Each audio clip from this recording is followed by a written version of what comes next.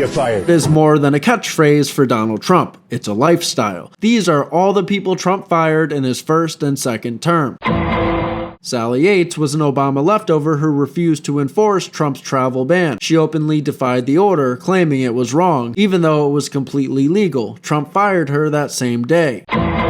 General Flynn was one of Trump's earliest allies, a fighter who had Trump's back from day one. But after a media frenzy over his phone calls with Russia, the deep state and fake news pressured Trump to let him go. Trump said it was about a loss of trust, but it was clear that he was forced into a corner. Trump later admitted that firing him was a mistake. The bottom line, Flynn was loyal and the swamp couldn't stand it.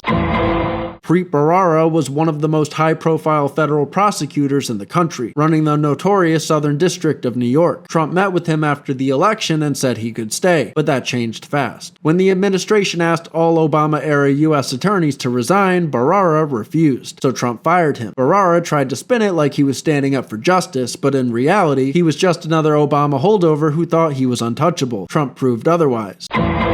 Trump fired FBI Director James Comey for one simple reason: he lost all trust. Comey bungled the Clinton email case, played politics, and then kept the Russia hoax alive. Trump said he wasn't able to effectively lead the bureau, and sent him packing with a cold, straight-to-the-point termination letter. Comey found out on TV while giving a speech. The media lost it, but Trump stood firm. This wasn't about politics, it was about cleaning house. Comey got too big for his badge, and Trump showed him who's boss. Reince Priebus was Trump's first chief of staff, and one of the first to go. The former RNC chair never really fit into the America First movement, and after months of leaks and chaos, Trump replaced him with General John Kelly. The firing came straight from Trump's Twitter, with a thank you that doubled as a goodbye. Priebus didn't deliver, so Trump did what he always does: he made a change. Omarosa went from Trump's apprentice boardroom to the White House, but loyalty only goes so far. She was fired by Chief of Staff John Kelly in the Situation Room for what was called serious integrity issues. I'm only going to stay for a couple of minutes. These are lawyers. We've got to talk to you about leaving the White House. It's come to my attention over the last few months that there's been some pretty, in my opinion, significant integrity issues related to you and use of government vehicles and some other issues. But I think it's important to understand that if we make this a friendly departure, we can all be, you can look at your time here in the White House as a year of service to the nation. Reports say she tried to storm the residence to plead with Trump directly. It didn't work. Trump later blasted her on Twitter, calling her a crazed, crying lowlife and a dog. Harsh words, but Trump felt betrayed. She took his generosity and turned it into a tell-all book. In MAGA world, betrayal has consequences. Sean Spicer was Trump's first press secretary, and for a while he was in the trenches every day battling the fake news media. But when Trump hired Anthony Scaramucci as communications director, Spicer saw the writing on the wall and resigned. While technically not fired, Spicer made it clear that he disagreed with the decision and left immediately. Trump later thanked him and said he had great respect for Sean's work, but let's be honest, this was Trump cleaning house. Spicer may have jumped, but the push was already coming. The mooch came in hot and burned out even faster. After just 10 wild days, his foul-mouthed rants and ego battles got him canned. John Kelly officially made the call, but it had Trump's full support. The message was loud and clear: if you bring chaos to the West Wing, you're gone. Scaramucci bragged too much, ran his mouth, and found out quick. This wasn't The Apprentice, it was the White House. Steve Bannon was a key force behind Trump's 2016 win, but internal power struggles and non-stop media drama made his position unsustainable. Trump approved his removal in August 2017, and later said when he was fired, he not only lost his job, he lost his mind. The split got messy, but Bannon stayed committed to the MAGA movement from the outside. At the end of the day, Trump calls the shots, and nobody's untouchable in his White House. Tom Price helped lead the charge to repeal Obamacare, but he made one huge mistake, blowing over $1 million taxpayer dollars on luxury flights. Trump was not impressed. He told the press, "We'll see," when asked if Price would stay, and that was the kiss of death. Price resigned, but only after it was clear that Trump wanted him gone. Rex Tillerson clashed with Trump for months, and it all ended with a tweet. While Rex was overseas, Trump announced on Twitter that he was out, and Mike Pompeo was in. This came after reports that Tillerson called Trump a moron behind his back. Trump picked loyalty over backstabbing globalist talk. Another general bites the dust. H.R. McMaster was brought in to clean up after Flynn, but Trump grew tired of his stiff academic style. The president wanted a fighter, not a think tank lecture. So on Twitter, Trump announced John Bolton would take over, thanking McMaster with polite words. But the message was clear. This was not a mutual parting. Trump made the call. Andrew McCabe was neck-deep in the Russia hoax and a key part of the anti-Trump resistance inside the FBI. Just 2 days before his retirement, the Justice Department fired him for lack of candor under oath, aka lying. Trump celebrated the firing, calling it a great day for the hard-working men and women of the FBI, and slamming McCabe as a leaker and liar. The media called it political, but most of us call it justice. David Shulkin got the boot, Trump style, via tweet. After reports of shady travel expenses and a fight over Trump's plan to reform the VA, he was out. No warning, no meeting. Trump just tweeted his replacement and moved on. Shulkin claimed that he was blindsided, but his taxpayer-funded trips didn't exactly scream drain the swamp. If you clash with Trump's America First agenda, expect a pink slip.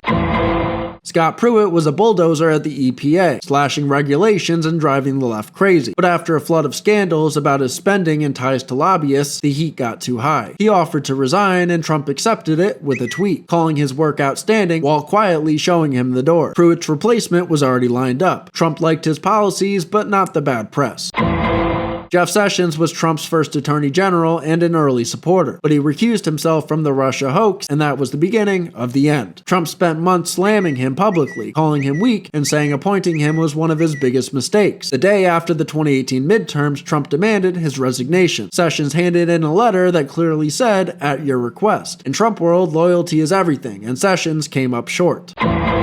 General John Kelly came in to bring discipline, but by the end of 2018, he and Trump were barely speaking. The president announced that Kelly would be out by year's end, calling him a great guy. Classic Trump exit language. Behind the scenes, Trump had grown tired of Kelly's controlling style. He didn't fire him on the spot, but the message was clear. Time's up. Even a 4-star general isn't safe if Trump's not happy. James Mattis quit after Trump announced plans to pull troops out of Syria. At first, Trump let him leave gracefully, but within days, Trump cut his exit short, then later took full credit for the firing. He called Mattis the world's most overrated general and joked that Obama and I both had the honor of firing him. Kirstjen Nielsen took heat at the face of Trump's border crackdown, but Trump decided she wasn't tough enough. After a surge in illegal crossings, Trump tweeted that she'd be stepping down and thanked her for her service. Code for "you're out." Behind the scenes, he'd already made up his mind. Trump wanted results on immigration, not excuses. If you couldn't secure the border, you did not belong in his administration. Marie Yovanovitch was a holdover diplomat that Trump didn't trust, and in 2019 he had her yanked from her post. Allies like Rudy Giuliani accused her of working against Trump's agenda in Ukraine, and the president made his move. In his call with Ukraine's leader, Trump called her bad news and made it clear that she was done. Later, she trashed him in the impeachment hearings, and Trump fired back, saying everywhere she went turned bad. John Bolton was a war hawk from day one, and that's exactly why Trump fired him. After constant clashes over foreign policy, Trump tweeted, "I asked John for his resignation, which was given to me this morning." He added that he disagreed strongly with Bolton's ideas. Bolton claimed that he quit, but Trump set the record straight. He was fired. Just 2 days after Trump was acquitted, the reckoning began. Vindman, the NSC aide who testified against Trump, was escorted out of the White House. Gordon Sondland, the EU ambassador, was also fired the same day. Trump didn't hold back later, calling Vindman insubordinate. The message was loud and clear: testify against the president and you're out. Right after the 2020 election, Trump cleaned house. He fired Mark Esper with a blunt tweet. Mark Esper has been terminated. No sugarcoating, just classic Trump. Esper had opposed using troops to restore order and stopped backing Trump's agenda. That was enough. Trump wanted warriors, not losers. Christopher Krebs was in charge of election cybersecurity, and then he went rogue. He called the 2020 election the most secure in history, totally dismissing Trump's concerns. That was it. Trump blasted the comment as false and fired Krebs by tweet, saying he was terminated effective immediately. No warning, no meeting, just gone. Bill Barr started strong, defending Trump during the Russia hoax and exposing the deep state. But when the 2020 election rolled around, he folded. Barr said there was no evidence of widespread fraud, and Trump wasn't having it. He resigned, but everyone knew Trump wanted him out. The president later blasted Barr as a disappointment and a rhino.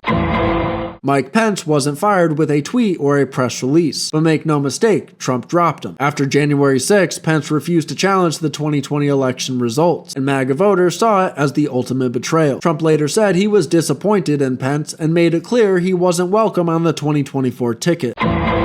Trump went scorched earth. Just 4 days into his second term, he fired 17 inspectors general, government watchdogs left over from past administrations. No warning, no games, just a late-night Friday purge. These IGs had targeted Trump's allies, investigated Elon Musk, and tried to slow down the America First agenda. Trump saw them as deep state roadblocks, so he cleared them out in one strike. Trump and Elon Musk didn't just talk about draining the swamp. They started ripping it out by the roots. Since January, over 30,000 federal workers have been fired through Doge. Agencies like the VA, Education, and SBA saw mass layoffs. The goal? Cut waste and save $2 trillion. Trump gave Mark Milley the top job back in his first term, but things went downhill fast. Milley played footsie with the Biden administration and defended woke military policies. Not exactly MAGA material. When Trump returned in 2025, he made it clear Milley wasn't coming back. In a Truth Social post, Trump said that Milley was no longer needed and replaced him with a real warrior. It wasn't just a personnel change, it was a message to the Pentagon. Trump fired the top general in the U.S. military, and he didn't stop there. C.Q. Brown, a Biden appointee, was halfway through his first term when Trump gave him the boot. On Truth Social, Trump announced his replacement, a battle-hardened patriot named Jack Raisin Kane. Along with Brown, Trump also ousted the Navy's first female admiral and several top military lawyers. The message was clear: no more woke generals. This one felt straight out of a movie. Laura Loomer, a loud and proud MAGA firestarter, walked into the White House and handed Trump a list of 6 NSC staffers she claimed were anti-Trump. Trump didn't waste time. 4 were fired that very night, 2 more over the weekend. Loomer lit the fuse and Trump finished the job. Trump didn't technically fire Christopher Wray, but let's be real. Wray only resigned because he knew what was coming. After years of stonewalling and protecting the swamp, Wray finally stepped down just days before Trump took office again in 2025. Rather than get the boot publicly, Wray walked out quietly to avoid being the second FBI director Trump fired. It was a soft landing, but everyone knows the truth. Trump was about to say, "You're fired," and Wray just beat him to it. Trump didn't forget his enemies, even celebrity chefs. Jose Andres trashed Trump for years and tried to virtue signal his way into the political spotlight. So when Trump returned, he cut Andres loose from the president's council without hesitation. Trump listed his name in a fiery Truth Social post and added his signature touch: "You're fired." It wasn't about fitness, it was about loyalty. Brian Hook was a relic of the Bush-era globalist crowd, and somehow ended up on a prestigious government council. Trump put an end to that fast. In his sweeping 2025 purge, Trump booted Hook from the Wilson Center, lumping him in with others he deemed unnecessary, disloyal, or just plain wrong for the job. If you weren't America First, you were out. The former Democrat mayor of Atlanta had no business advising President Trump on export, and he knew it. Bottoms was axed alongside several others in a Truth Social post that pulled no punches. Trump made it clear the Export Council needed real business minds, not Democrat leftovers. Trump's second term brought the reckoning. According to a DOJ memo by former Trump defense lawyer Emil Bove, 8 senior FBI officials tied to the January 6 investigation were fired. These were the same people who pushed the insurrection narrative, targeted Trump allies, and weaponized the Bureau. Trump cleaned house. No hearings, no hand-holding. Just fired.